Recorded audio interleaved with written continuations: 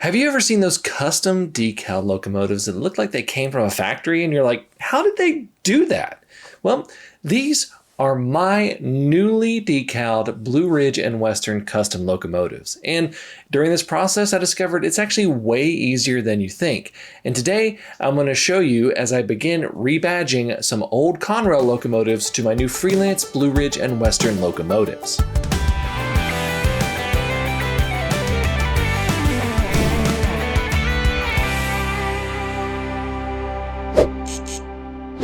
This video is brought to you by Model Railroad Academy.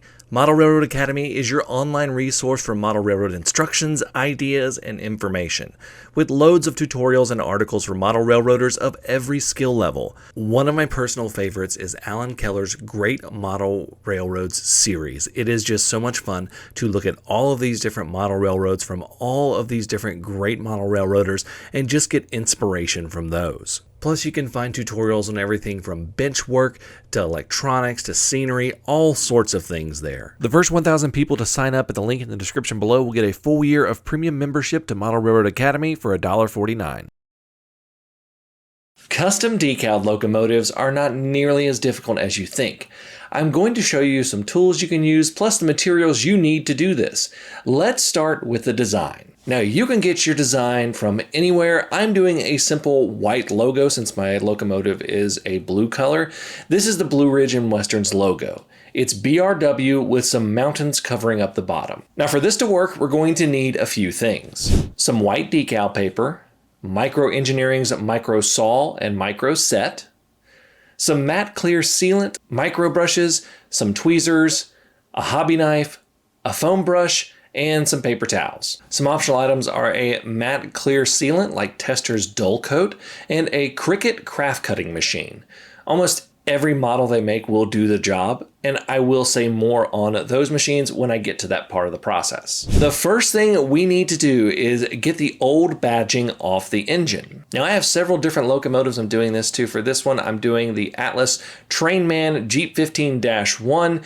This is a relatively inexpensive engine, and it will be a workhorse of the Blue Ridge and Western. We first remove the shell from the chassis and remove the handrails and platforms by bending the pins on the bottom. This gives us easy access to the area that we'll be working on. To start, we need to coat the painted areas we're removing with Micro Sol. Now, this is a solvent that is typically used to soften water slide decals so that they can contour to surfaces, but it also works at removing painted on decals. We coat the area and then sit a paper towel little section on top of it and soak that paper towel with Micro Sol. And I'm doing all of this with a little micro brush. This will keep the Micro Sol from drying out as you let it sit on the decal. Though you may need to apply it a couple of more times, you'll need to let this sit for about 20 to 30 minutes. Once that is done, we can remove the decal. Now, I'm using a hobby knife. Just make sure you're gentle so that you don't scratch the body of the engine and have permanent gouges in the body. I sometimes will use the dull side of the hobby knife just to kind of scrape stuff off. Now, sometimes it's going to come off easy, like in the case of the Conrail wording right here, and sometimes it takes another coat. It depends on the size of the decal, how long it was set with the Micro Sol on top of it, and how uneven the surface painted on was. Does it have a lot of molded on plastic detail or something like that? Once we have this done, we can make our custom decals. I am using this inkjet printer friendly white decal paper. White works best because most home printers do not print white. So if you use clear paper, you will lose the white that's needed to be mixed in to make those colors. If you are cutting these by hand or need a design with a printed design, not like my plain white logo, then what you will want to do is take your design and scale it to whatever size you need. For hand cutting a plain white logo, I would do a design where the edge is popped out so you have that little bit of the outer edge so that you can see where exactly you want to cut. So that when you print it, just make sure that the edge is expanded out so that you can print out what you need. If you are doing a colored design, then you can just print normally and then cut it out. Once you have your printed out design on the paper, you will need to seal it. This does a couple of things. One, it keeps the ink from running, and two, it firms up the water slide portion. Without this, your water slide decal is going to be extremely clingy and fragile and will probably not work. I use Rust-Oleum matte clear sealant. I coat the sheet and let it sit for between 8 hours and a day, and that's what's going to do. Now you're seeing me do this here on a blank white paper because I'm not using a printed out decal. But if you are using a printed out decal, you're going to coat it after that ink dries, and then you'll just go ahead and seal it in. Once this is done, you can cut out your decal. Now I'm using a Cricut Joy Extra craft cutting machine. This is the cheapest Cricut that allows for print then cut because it can fit a regular printed sheet of paper in it. There is a smaller one, but it doesn't allow for that print and then cut. Just make sure you calibrate the machine properly if you're doing that print then cut feature. My plain white logo does not need to worry about the alignment because I'm literally just cutting it out of the sealed white decal paper, and I can just load it straight into the software and set it to cut. Now, when I did this, I did make my logo black and then load it in. This is just going to make it easier to see the design. You will need a semi-adhesive cutting mat for this. There's plenty of these on Amazon. They're fairly cheap, they're reusable, and I'll link them in the description below. Along with everything else, when you cut the decal out, set it to cardstock and more pressure. Once you're ready to do this, you can start your cut.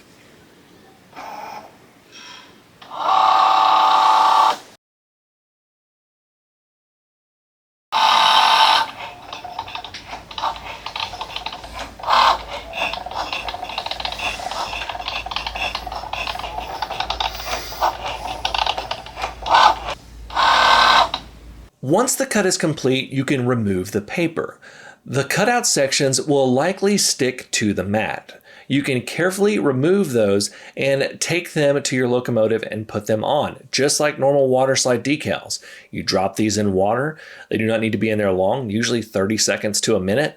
You will see the decals actually start to slide off. Once this is done, you need to coat the section of your model that you want with Micro Set. That's the blue bottle of the Micro Set and Micro Sol. This will give you some workability with your decal. Then you can place the decal. Gently edge it into place, and once you're happy, let it dry completely.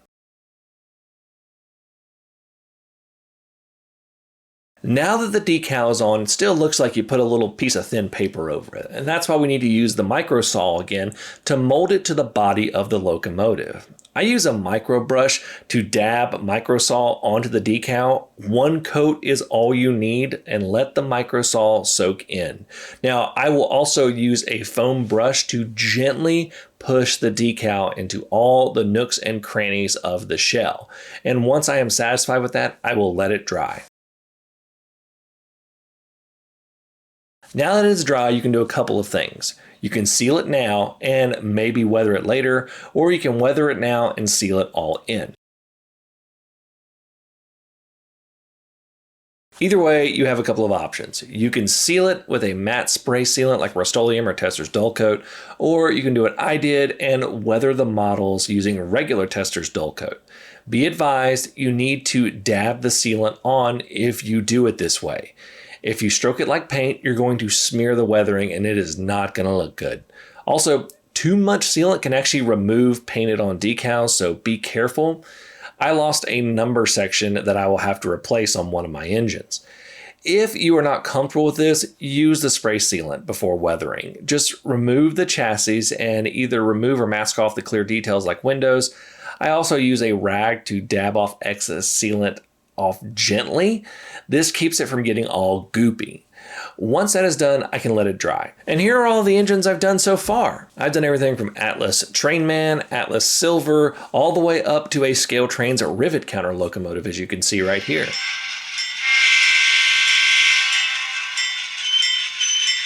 I am really excited for how this turned out. I've got several more engines to do, and I will eventually do some rolling stock. It should be fun. I hope you enjoyed this tutorial. Thank you all so much for watching. Until next time, I'm Jimmy from the DIY Digital. Stay safe, be kind, and happy railroading.